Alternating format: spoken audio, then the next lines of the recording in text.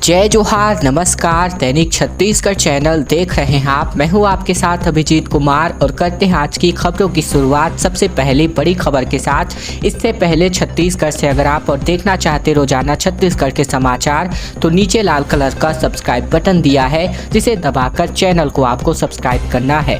पहली बड़ी खबर, बाजार में बड़ी रकम से बढ़ेगा प्रदेश का व्यवसाय। 78,000 केंद्रीय और राज्य कर्मचारियों को 188 करोड़ से ज़्यादा दिवाली बोनस मिलने वाला है। छत्तीसगढ़ में केंद्र और राज्य सरकार के कर्मचारियों को इस बार दिवाली के बोनस के रूप में बड़ी धनराशि मिलेगी। अलग अलग विभागों में अफसर और कर्मचारियों की स्ट्रेंथ और उन्हें बोनस के रूप में मिलने वाली राशि का आकलन किया गया तो पता चला कि यहाँ अलग अलग सरकारी एजेंसियों और कंपनियों में काम करने वाले लगभग 65,000 से भी ज़्यादा अधिकारियों और कर्मचारियों को दिवाली बोनस के 178 करोड़ से ज्यादा का भुगतान किया जाना है।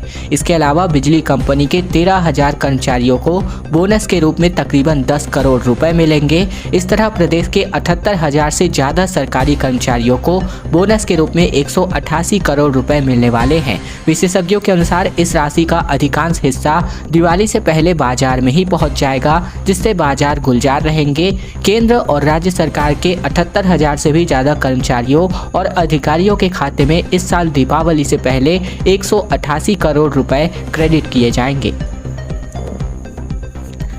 विदाई से पहले अब मानसून सक्रिय हो गया है। प्रदेश के कई जगहों पर गरज चमक के साथ वज्रपात की संभावना जताई जा रही है। छत्तीसगढ़ से मानसून की विदाई अब जल्द ही होने वाली है। ऐसे में प्रदेश से जाते जाते मानसून सक्रिय हो चुका है। मौसम विभाग ने छत्तीसगढ़ बारिश को लेकर के अलर्ट जारी कर दिया है। मौसम विभाग की ताज़ा रिपोर्ट के मुताबिक प्रदेश में अनेक स्थानों पर हल्की से मध्यम वर्षा होने, साथ ही साथ कई जगहों पर गरज चमक के साथ हल्की बारिश होने की संभावना जताई जा रही है। मिली जानकारी के अनुसार आईएमडी की ताज़ा रिपोर्ट में कहा गया है कि प्रदेश में एक दो स्थानों पर वज्रपात भी हो सकता है। मौसम विभाग ने प्रदेश के कई जगहों पर गरज चमक और वज्रपात की संभावना भी जताई है। इसके साथ ही बताया गया है कि वर्षा का क्षेत्र मुख्यतः दक्षिण छत्तीसगढ़ रहने की संभावना है। इसका मतलब प्रदेश के दक्षिण इलाकों में बारिश की संभावना अभी भी बनी हुई है। छत्तीसगढ़ के 90% छात्रों को क्या सच में सरकारी नौकरी मिलेगी या फिर प्राइवेट नौकरी मिलेगी, क्योंकि अब पॉलिटेक्निक और आईटीआई में पढ़ाई के साथ जॉब पक्की बताई जा रही है। छत्तीसगढ़ सरकार की ओर से टाटा अपना कोर्स कराएगी, राज्य सरकार अपना जमीन देगी। दरअसल राज्य सरकार ने बेरोजगारी को खत्म करने के लिए देश की नामी कंपनी टाटा के साथ हाथ मिला लिया है। अगले सत्र से टाटा राज्य के सभी 47 पॉलिटेक्निक और 186 आईटीआई में अपना वर्कशॉप खोलेगी। इसमें शॉर्ट और लॉन्ग टर्म दोनों कोर्सेज कराए जाने हैं। कोर्स करने वाले 90% छात्रों को टाटा नौकरी भी देगी और सभी कोर्सेज बाजार को देखते हुए डिजाइन किए गए हैं। बड़ी बड़ी इंडस्ट्री में जिस तरह से मैन पावर की डिमांड है, छात्रों को वही ट्रेनिंग दी जाएगी। ऐसे में कोर्स करने वाले सभी छात्रों को टाटा अपना सर्टिफिकेट देगी। इसको लेकर राज्य सरकार और टाटा के बीच हाल ही में एक एमओयू पर हस्ताक्षर हुआ है। शॉर्ट और लॉन्ग टर्म कोर्स डाटा टी-शर्ट बात करें तो टाटा जो शॉर्ट और लॉन्ग टर्म दोनों तरह के सर्टिफिकेट कोर्स कराएगी,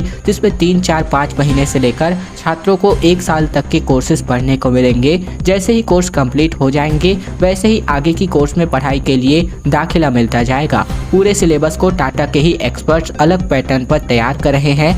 कोर्स कंप्लीट होने पर टाटा हर छात्र को अपना सर्टिफिकेट भी देगी। छत्तीसगढ़ समेत विभिन्न राज्यों में पेट्रोल डीजल के दाम बढ़ चुके हैं। आप ताज़ा अपडेट भी देख सकते हैं। दरअसल बात करें तो अंतर्राष्ट्रीय बाजार में एक बार फिर से कच्चे तेल की कीमतों में उछाल देखने को मिला है। ग्लोबल मार्केट में ब्रेंट क्रूड का भाव बढ़कर $93.94 प्रति बैरल पर आ चुका है और इस बीच भारत में भी तेल कंपनियों ने पेट्रोल डीजल के नए रेट जारी कर दिए हैं। इस दौरान कुछ राज्यों में ईंधन की कीमतों में उतार चढ़ाव देखने को मिला है। हालांकि ग्लोबल मार्केट में कच्चे तेल की कीमतों से देश के महानगरों मुंबई, दिल्ली, कोलकाता और चेन्नई में भी ईंधन की कीमतों में बदलाव नहीं हुआ है। इसके अलावा लगभग देश के कई शहरों में पेट्रोल डीजल की कीमतों में बदलाव देखा गया है। तेल कंपनियों की तरफ से जारी ताज़ा कीमतों के अनुसार बात करें तो छत्तीसगढ़ में पेट्रोल 0.07 रुपये की मामूली बढ़ोतरी के साथ अब पेट्रोल 103 रुपये 18 पैसे प्रति लीटर, साथ ही डीजल 96 रुपये 15 पैसे प्रति लीटर हो गया है। छत्तीसगढ़ में 2 नई तहसीलों का निर्माण होने जा रहा है। कबीरधाम में कुंडा और पिपरिया को तहसील बनाने का प्रस्ताव दावा आपत्ति मंगा दी गई है। दरअसल छत्तीसगढ़ में 3 नए जिलों के गठन के बाद अब 2 नई तहसीलों के गठन की कवायद शुरू कर दी गई है। यह तहसीलें कबीरधाम जिले में ही बनाई जा रही है। राजस्व एवं आपदा प्रबंधन विभाग ने कुंडा और पिपरिया को तहसील बनाने का प्रस्ताव दिया है। सरकार ने इस पर संबंधित लोगों से 60 दिनों के भीतर दावा आपत्ति मंगाई है। राजस्व एवं आपदा प्रबंधन विभाग के विशेष सचिव जनक प्रसाद पाठक ने कुंडा को तहसील बनाने की सूचना जारी की है। यह तहसील पंडरिया से अलग करके बनाई जानी है। इसमें 88 गांव शामिल होने हैं और इस नई तहसील की उत्तरी सीमा पंडरिया तहसील, दक्षिणी सीमा में बेमेतरा जिले की बेमेतरा तहसील, पूर्व में मुंगेली जिले की मुंगेली तहसील और पश्चिम में कबीरधाम जिले की कवर्धा तहसील आनी है। एक और प्रकाशित सूचना के मुताबिक कवर्धा तहसील से अलग कर पिपरिया को भी नई तहसील बनाया जाना है। छत्तीसगढ़िया ओलंपिक का आगाज हो चला है। मुख्यमंत्री ने खिलाड़ियों के साथ भंवरा नचाया, कंचा खेला और पिट्ठुल में आजमाया हाथ। अगले 3 महीनों तक इन्हीं की धूम अब रहने वाली है। छत्तीसगढ़ में बीते दिन से छत्तीसगढ़िया ओलंपिक का रंगारंग आगाज हो गया। मुख्यमंत्री भूपेश बघेल ने रायपुर के बलबीर सिंह जुनेजा इंडोर स्टेडियम में इसका औपचारिक उद्घाटन किया। इस दौरान उन्होंने भंवरा यानी कि लट्टू नचाया, बांटी यानी कि कंचा खेला और पिट्ठुल में भी अपना हाथ आजमाया।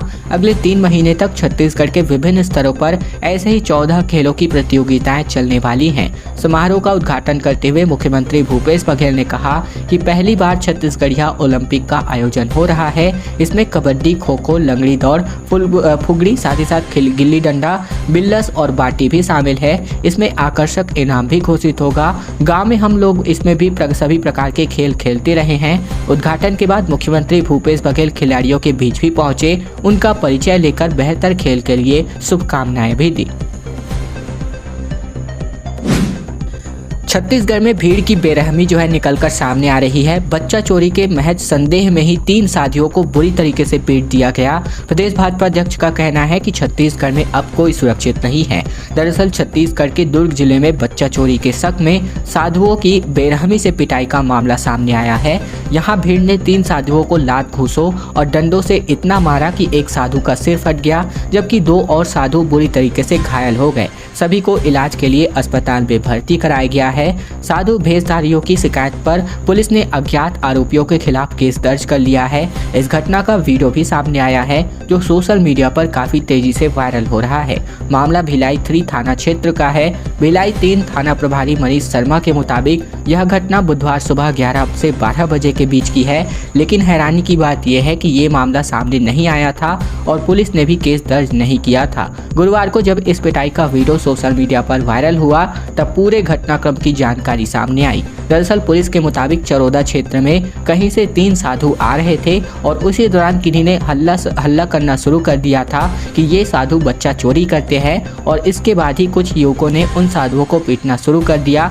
धीरे धीरे लोगों की भीड़ वहां जुट गई और कई लोग एक साथ दौड़ते हुए मौके पर पहुंच गए और साधुओं को जमकर पीट दिया गया। अब रायपुर से बड़े शहरों के लिए सीधी उड़ान सुविधा शुरू हो रही है। ठंड के लिए विमानन कंपनियों ने ये फैसला कर लिया है। दरअसल कोरोना काल के 2 साल बाद एक बार फिर से यात्री गोवा और भुवनेश्वर और लखनऊ जैसे बड़े शहरों में सीधी यात्रा कर सकते हैं। महामारी के पहले रायपुर से भुवनेश्वर और लखनऊ के लिए भी उड़ानें भरी जाती थीं, लेकिन कोरोना की वजह से इसे बंद कर दिया गया था। इस वर्ष लंबे समय के बाद एक बार फिर से इन शहरों में सीधी यात्रा करने के लिए नए समय सारणी में फिर से शुरू करने की कवायद चल रही है। रायपुर एयरपोर्ट से अभी एयर इंडिया, इंडिगो एयरलाइंस और विस्तारा एयरलाइंस द्वारा उड़ानों का संचालन किया जा रहा है। इनमें 70% क्षेत्रों के लिए उड़ानें इंडिगो एयरलाइंस की है। वर्तमान में रायपुर से इंदौर, भोपाल, कोलकाता, मुंबई, दिल्ली, चेन्नई, बेंगलुरु, हैदराबाद, अहमदाबाद से लेकर प्रयागराज के लिए सीधी उड़ानें संचालित करी जाती हैं। तो वही बहुत से क्षेत्रों के लिए कनेक्टिंग उड़ानें भी हैं, लेकिन इस प्रयत्न के बाद अब गोवा, लखनऊ और भुवनेश्वर के लिए भी सीधे यात्रा की सुविधा होगी। अब मंडियों में भी बनाया जाएगा रूरल इंडस्ट्रियल पार्क। मुख्यमंत्री ने मंडियों की खाली पड़ी जमीन पर कृषि सेवा केंद्र बनाने के निर्देश जारी किए और यहां पर भी अब ग्रामीण उत्पाद बनने वाले हैं। छत्तीसगढ़ में कृषि उपज मंडियों की खाली पड़ी जमीनों पर रूरल इंडस्ट्रियल पार्क शुरू हो सकते हैं। मुख्यमंत्री भूपेश बघेल ने कृषि उपज मंडी की खाली पड़ी जमीन में पार्क प्रारंभ करने के सुझाव का स्वागत किया है। उन्होंने कहा कि मंडियों में शेड और चबूतरे बने हैं, लेकिन इनका उपयोग नहीं हो पा रहा है। यहाँ रूरल इंडस्ट्रियल पार्क शुरू किए जा सकते हैं। इसी प्रकार शहरी क्षेत्रों में भी यदि अर्बन इंडस्ट्रियल पार्क प्रारंभ किए जाएं और इससे युवाओं को जोड़ा जाए तो बड़े पैमाने पर रोजगार के अवसर पैदा हो सकते हैं। फिलहाल मुख्यमंत्री ने बीते दिन सीएम हाउस में गोधन न्याय योजना से जुड़े लोगों को उनके हिस्से की धनराशि ट्रांसफर करके इस कार्यक्रम को संबोधित किया और ये बातें उन्होंने इसी कार्यक्रम में कही।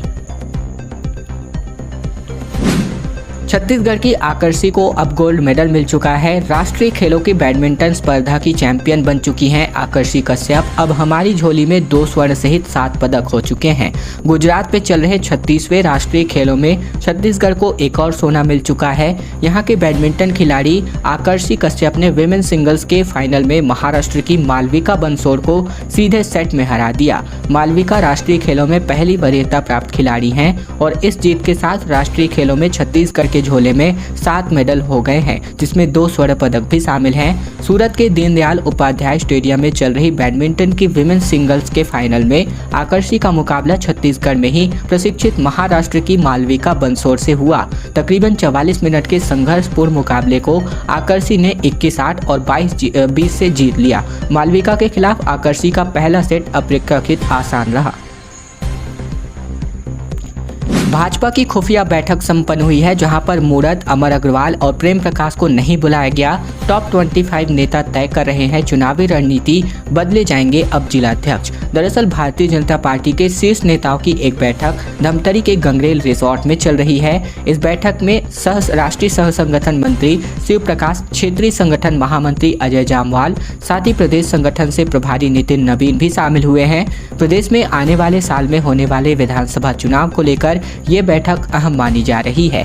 बैठक में कोर ग्रुप के अलावा टॉप 25 स्थानीय नेताओं को भी शामिल किया गया है। सूत्रों से मिली खबर के मुताबिक इस बैठक में आमंत्रण से ही नेताओं को बुलाया गया था। पूर्व मंत्री राजेश मूरत, अमर अग्रवाल और प्रेम प्रकाश पांडे को नहीं बुलाया गया, जबकि केदार कश्यप, गौरीशंकर अग्रवाल, विक्रम उसेंडी बैठक में आमंत्रित हैं। अंतिम बड़ी खबर, जहां पर छत्तीसगढ़ कांग्रेस प्रभारी पीएल पुनिया का 4 दिवसीय बस्तर दौरा 9 अक्टूबर से बस्तर की 12 विधानसभाओं में अपनी जान फूंकने वाले हैं। मिशन 2023 विधानसभा चुनाव के लिए कांग्रेस एक बार फिर से बस्तर पर फोकस करने जा रही है। बस्तर संभाग की 12 विधानसभाओं में प्रदेश कांग्रेस प्रभारी पीएल पुनिया और प्रदेश कांग्रेस अध्यक्ष मोहन मरकाम 9 अक्टूबर से 4 दिवसीय दौरा करने जा रहे हैं।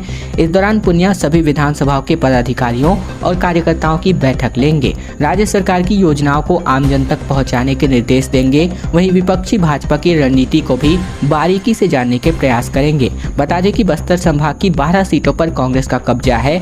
इन सीटों को 2023 में बरकरार रखने और सरकार बनाने के लिए पीएल पुनिया मैराथन बैठक आयोजित करेंगे। खैर दोस्तों, आज की खबरों का सिलसिला बस यहीं तक का था। वीडियो पसंद आए तो वीडियो को लाइक कीजिएगा, चैनल पर नए हैं तो चैनल को सब्सक्राइब कर लीजिएगा, साथ ही घंटी को दबाकर ऑल नोटिफिकेशन को भी इनेबल कर लीजिएगा, ताकि प्रतिदिन की महत्वपूर्ण खबरें, छत्तीसगढ़ के समाचार बिना किसी रुकावट रोजाना हम आप तक पहुंचा सके। तो चैनल जरूर सब्सक्राइब कीजिएगा।